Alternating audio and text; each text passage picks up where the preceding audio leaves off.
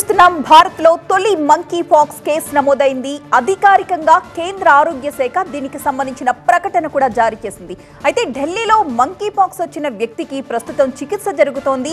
బాధితుడు ఆఫ్రికా దేశం నుంచి వచ్చినట్లుగా సమాచారం. ప్రస్తుతం ఆ రోగిని ఐసోలేషన్ లో పెట్టి చికిత్స అందిస్తున్నారు. రోగికి మంకీ పాక్స్ సోకిన రోగికి లక్షణాలు ఏ విధంగా ఉంటాయనేది మనం స్క్రీన్ పై చూస్తూ ఉన్నాం.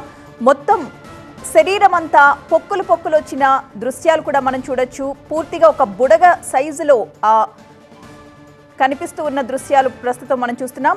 ఈ విషయాన్ని కేంద్ర ఆరోగ్య శాఖ ధృవీకరించింది. ఢిల్లీలో మంకీ పాక్స్ వచ్చిన వ్యక్తికి చికిత్స జరుగుతోంది. ప్రస్తుతం బాధితుడు ఆఫ్రికా దేశం నుంచి వచ్చినట్లుగా సమాచారం.